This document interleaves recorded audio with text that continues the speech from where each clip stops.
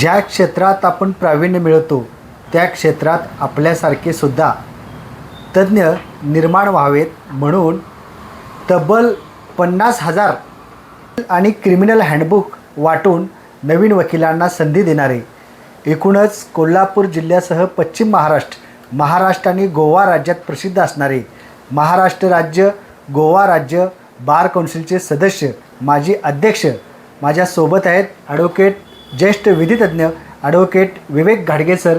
सहर्ष स्वागत आहे आपले आवाज इंडियामध्ये. इतकं तज्ज्ञ व्यक्ती नवीन वकिलांना घडवण्यासाठी मोठा प्रयत्न करते. इतकंच नाही तर आता नुकतीच त्यांची गोवा महाराष्ट्र राज्य बार कौन्सिलच्या सदस्यपदी निवड झाली आहे. सर, तुमचं हार्दिक अभिनंदन. 2 राज्याचे आपण सदस्य म्हणून काम करतात, माझे अध्यक्षसुद्धा आहात. कशा प्रकारचे कामकाज चालते, काय सांगाल?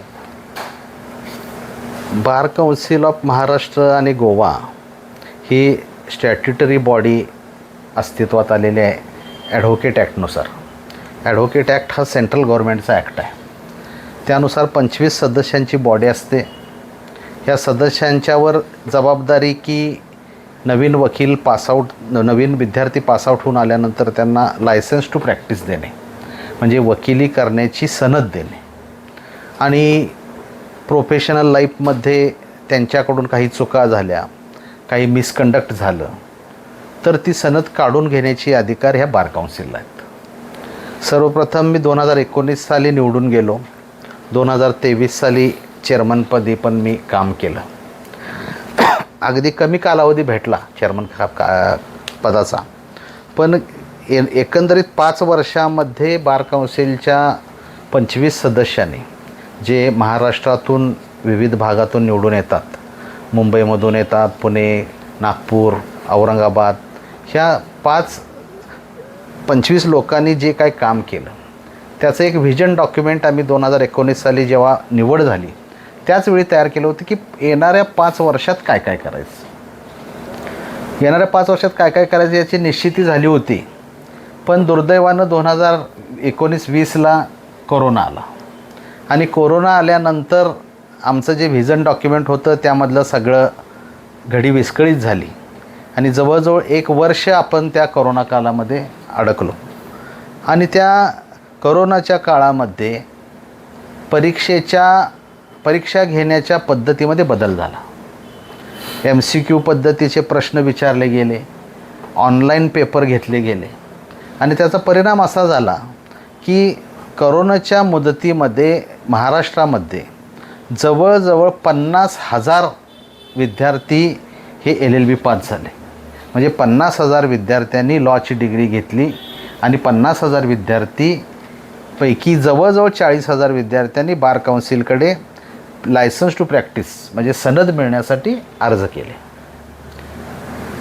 कोरोनाचा काळ, इतक्या मोठ्या संख्येने वकिलांचं ह्या व्यवसायामध्ये पदार्पण हे पहिल्यांदाच घडले. नाही तर प्रत्येक वर्षी 40-50 वकील या क्षेत्रामध्ये येतात. कोल्हापूरमध्ये 100 येतात, जयसिंगपूरसारख्या ठिकाणी 10-15 येतात. पण एकंदरीत एकदम वकिलांची संख्या आल्यामुळं ह्या वकिलांना काम देणे किंवा वकिलांना कामाची पद्धत सांगणे यासाठी कोणी उरलंच नाही. वकिलाची पद्धत अशी आहे की LLB झाल्यानंतर कुठल्या तरी सिनियर वकिलाकडे जायचं, त्यांच्याकडे 2-3 वर्ष काम करायचं, त्यांच्याकडं अनुभवाचा फायदा घ्यायचा आणि मग स्वतंत्र वकिली सुरू करायची. पण कोरोनामध्ये विद्यार्थ्यांची संख्याच इतकी वाढली की गुरुकुल पद्धत जी आहे ती नष्टच झाली. मग त्यावेळी बार काउन्सिलने एक निर्णय घेतला की 2 पुस्तकं आपण छापायची, ज्यामध्ये सिव्हिल हँडबुक आणि क्रिमिनल हँडबुक अशी 2 पुस्तकं आपण छापली. ह्या पुस्तकाची किंमत जवळजवळ 3600 रुपये. पण कोरोनाचा काळ आणि बार काउन्सिल हे येणाऱ्या वकिलांच्यासाठी काम करतं याची जाणीव ठेवून जवळजवळ 50,000 वकिलांना ही हँडबुक आम्ही दिली. आणि हँडबुक जर टेबलवर ठेवले तर टेबलवर 2 सिनियर तुमच्यासोबत बसल्यासारखं होणार आहे. म्हणजे एक सिव्हिल साईडचा सिनियर आणि एक क्रिमिनल साईडचा सिनियर. त्या पुस्तकामध्ये वकिलांना ज्या ज्या अडचणी येतात त्या प्रत्येक अडचणीचं उत्तर त्या पुस्तकामध्ये आहे. महाराष्ट्रातील जवळजवळ 40 स्टॉलवर्ड लोकांनी लिखाण केलं. जवळजवळ 5,000 पानं आमच्याकडे आली. त्यामध्ये आम्ही एडिटिंग करून साधारण 3600 पानाचं ते पुस्तक छापलं. तर ते पुस्तक म्हणजे संपूर्ण तालुका न्यायालयापासून सुप्रीम कोर्टापर्यंत जे ज्या घटना घडतात, जे जे कामात स्टेजेस असतात, त्याच्यावर उत्तरं त्या पुस्तकामध्ये आहेत आणि त्याचा फायदा नवोदित वकिलांना खूप झाला. नक्कीच सर, आपण नवीन वकिलांना हवं असतं. 3600 रुपयेचं पुस्तक जवळजवळ 50,000 प्रती वाटल्या. खरोखर सर, या नवीन वकिलांना तुमच्याकडून खूप काही शिकायला मिळालं. कोल्हापुरात नुकतंच सर्किट बेंच निर्माण झालं आहे, यासाठी तुम्ही खूप प्रयत्न केलेत. याबद्दल काय सांगाल तुम्ही, या लढ्याबद्दल? 1989-90च्या दरम्यान वकील म्हणून मी या क्षेत्रात प्रवेश केला. साधारण 92-93ला यापूर्वीपासूनच लढा सुरू होता. 1981-82पासून हा लढा सुरू होता.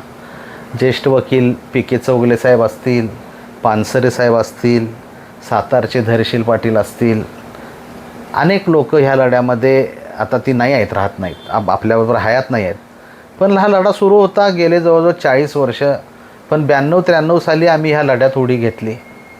पूर्वी पेपरमध्ये छापून यायचं, मग ते मुंबईमध्ये पोचायचं, मग 8 दिवसानं ते चीफ जस्टिस समोर जायचं, मग आंदोलनाची दखल घेतली जायची. पण आता नवीन युगामध्ये इलेक्ट्रॉनिक मीडिया आला, त्यामुळं इथं घटना घडली की एका मिनटामध्ये मुंबईमध्ये ती घटना पोचू लागली.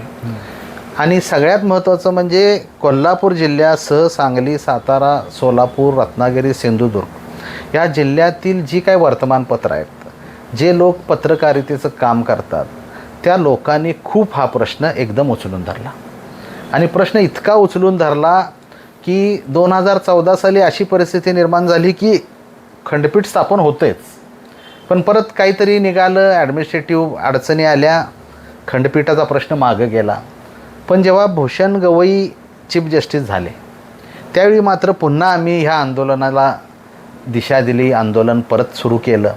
आणि गवई साहेबांना भेटल्यानंतर त्यांनी तांत्रिकदृष्ट्या किंवा भौगोलिकदृष्ट्या पक्षकारांच्या सोयीच्या दृष्ट्या पक्षकारांना जलद स्वस्त न्याय व्हायला पाहिजे, ह्या दृष्टिकोनातून कोल्हापूरला खंडपीठ व्हावं याबद्दल त्यांनी स्वतः जाहीर पाठिंबा व्यक्त केला.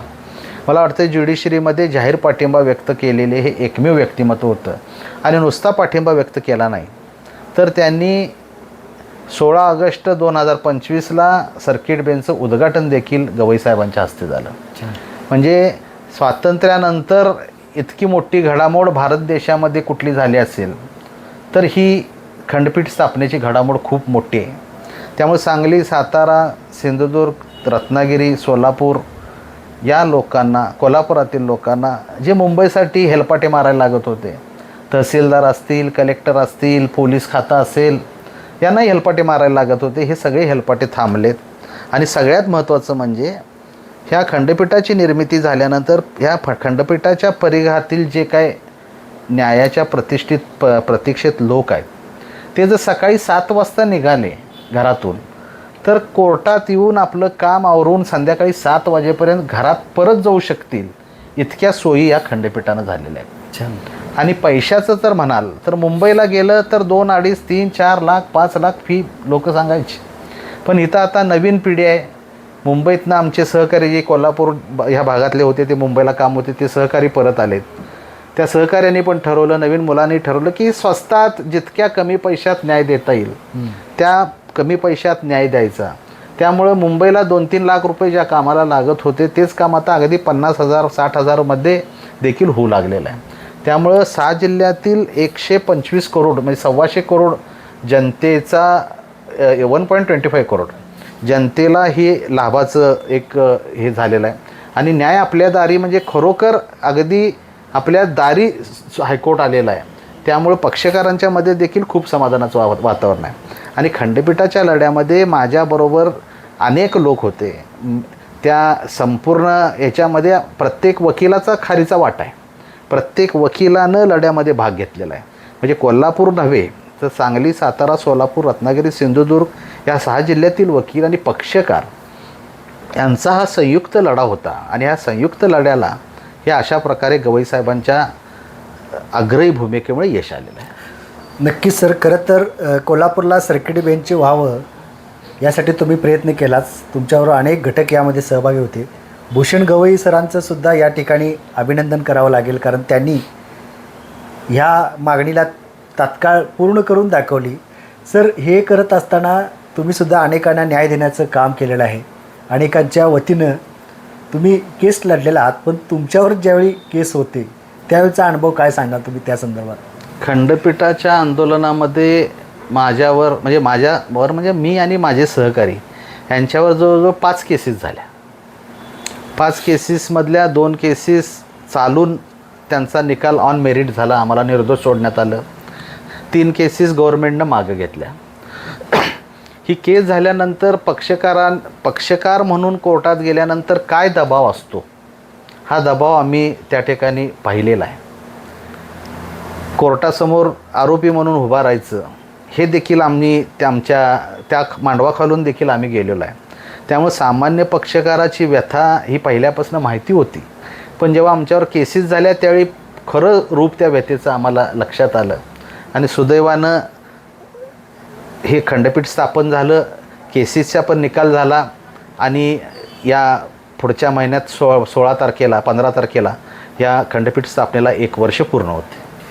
याबद्दल सर तुमचं खरं तर कौतुकच करायला पाहिजे, कारण कोल्हापुरात सर्किट बेंच व्हावं म्हणून तुम्ही आंदोलन केलं आणि तुमच्यावर गुन्हाही नोंद झाला. सर, खरंच तुमचं कौतुक करावं लागेल. एकूणच सर, तुमचं हे काम बघत असताना तुम्हाला अनेक पुरस्कार मिळाले. परवाच तुमचा ग्रंथतुला देऊनसुद्धा सत्कार करण्यात आला. सर, खरंच तुमच्यावर हा कौतुकाचा वर्षाव खूप चांगला वाटतो आणि खूप अभिमानास्पद आहे. कोल्हापूरसाठी तुम्ही भूषण आहात.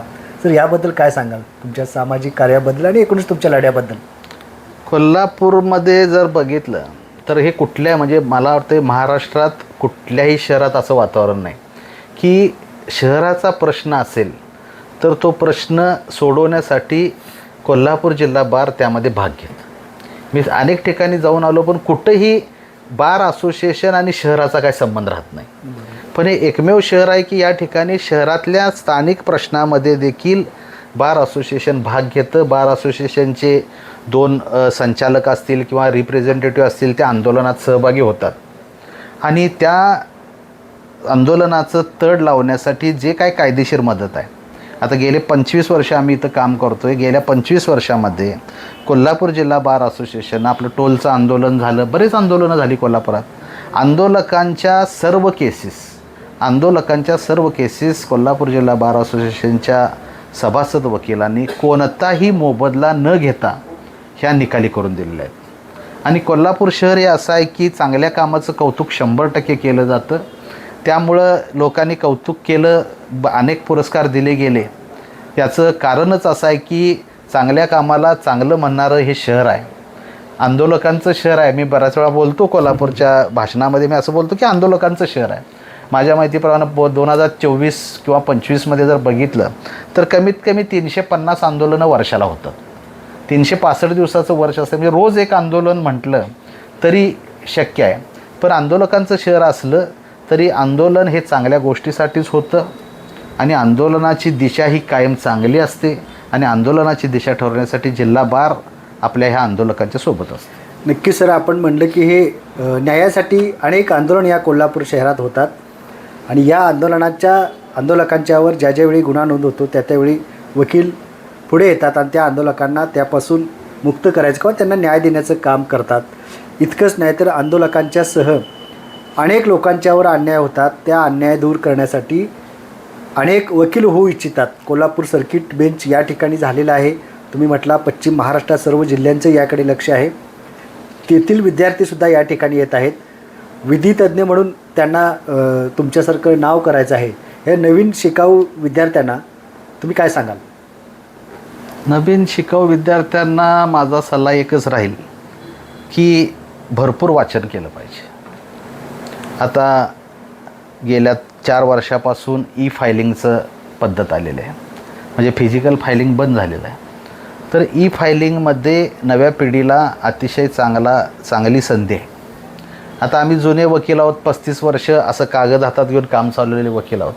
त्यामुळे फायलिंगच्या बाबतीत आम्ही थोडंसं माग आहे आणि हीच संधी नवीन वकिलांनी घ्यावी असं मी त्यांना आवाहन करेन. कोर्टात हजर राहा. कोर्टात काम नसलं तरी तुम्ही कोर्ट हॉलमध्ये हजर राहा. जे काय काम चाललं आहे ते तुम्ही निरीक्षण करा ज्या कामात तुमचा काही संबंध नसला तरी तुम्ही बसा, त्या ठिकाणी सिनियर वकील आर्ग्युमेंट करतात, दोन्ही बाजूचे आर्ग्युमेंट असतात, कोर्ट क्युरी विचारत असतं. हा जर अनुभव तुम्ही कोर्ट हॉलमध्ये बसून घेतला तर तुमच्याकडे जेव्हा काम येईल त्यावेळी हा अनुभव तुम्हाला खूप उपयोगी पडेल.